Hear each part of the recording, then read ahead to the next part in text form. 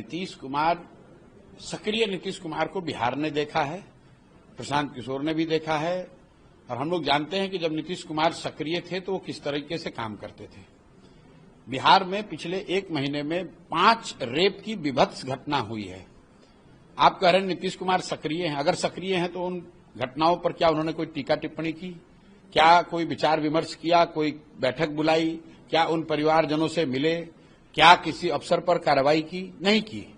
मैं आपको बता रहा हूं कैमरे पर, सुप्रीम कोर्ट का गाइडलाइन है 2021 में कि अगर रेप की घटना हुई है तो कम से कम 4 लाख रुपए पीड़िता को कंपनसेशन मिलना चाहिए। अगर गैंग रेप का केस है तो 5 लाख रुपए।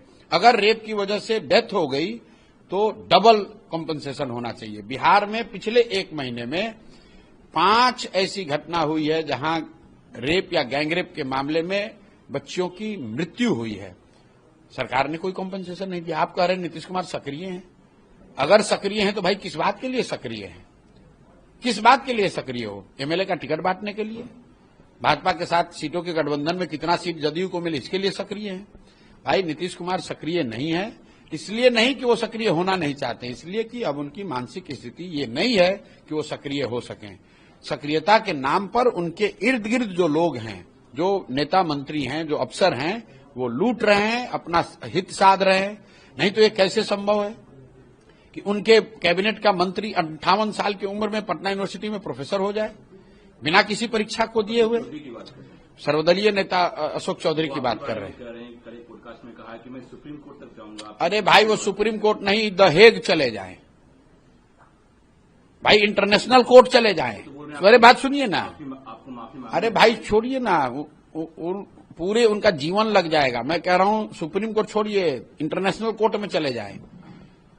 अशोक चौधरी सर्वदलीय नेता हैं, ये सत्य है भाई। उनके पिताजी कांग्रेस में, ये जदयू में, इनकी बेटी लोजपा में, इनका दामाद इन्हीं के शब्दों में आरएसएस भाजपा में।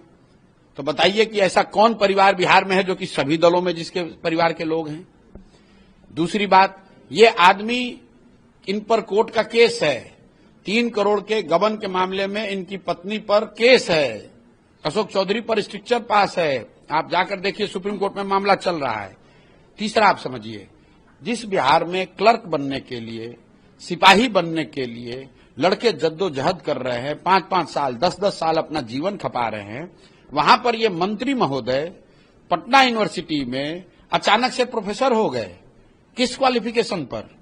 कौन सा परीक्षा इन्होंने पास किया है जो पीएचडी के आधार पर इनको दिया जा रहा है? भाई बिहार में कितने लोग पीएचडी किए हुए हैं, कितने लड़के जेआरएफ करके बैठे हुए हैं, वो किसी को नौकरी नहीं मिल रही। कोई गेस्ट लेक्चरर नहीं हो सकता है पटना यूनिवर्सिटी में, भाई साहब प्रोफेसर हो गए। क्यों बने हैं आप ये भी समझ लीजिए। इनको मालूम है कि नवंबर के बाद पूर्णतः बेरोजगार होने वाले हैं। ये सारा कुछ करने के बाद भी नवंबर के बाद इनकी बेरोजगारी का दौर शुरू होगा। तो पहले ही से जाके पटना यूनिवर्सिटी में नहीं तो मंत्री को प्रोफेसर बनने की क्या जरूरत है? आप बताइए कि आप मंत्रालय का अपना काम तो कर नहीं पा रहे हैं और आप बच्चों को पढ़ाइएगा कैसे? तो आप तो मुफ्त में ही पैसा लीजिएगा। सर, बिहार में पोस्टर्स, पॉलिटिकल पोस्टर्स की काफी चर्चा होती है। पहली बार देखा गया है कि जदयू कार्यालय में नरेंद्र मोदी प्रधानमंत्री का फोटो लगा है, पोस्टर लगा है। ये क्या दर्शाता है? दर्शाता है जो बात पिछले 2 बार से हम 2-3 साल से कह रहे हैं कि जदयू का अब अंत आ गया है। नीतीश कुमार के राजनीति का ये अंतिम दौर चल रहा है। चुनाव के बाद जदयू एज ए दल, उसका बचना रहना करीब करीब असंभव है। वो दल अब स्वतः विलीन हो जाएगी। ज्यादातर लोग या तो भाजपा में भग जाएंगे, कुछ जनसुराज में आ जाएंगे, कुछ राजद में जाएंगे। जदयू दल का कोई अस्तित्व चुनाव के बाद बचने वाला नहीं है। गर्मियों की छुट्टी होने वाली थी, मेरे पापा आने वाले थे, तो हम लोग सभी खुश थे। तो मैं बेड पे चढ़ के डांस कर रहा था, लेकिन वो पहले ही आ गए। फ्रीज। तो मैं उस समय तो कंटिन्यू नहीं कर सकता था ना, तो फ्रीज फ्रेम टाइप का हो गया। कसम पैदा कर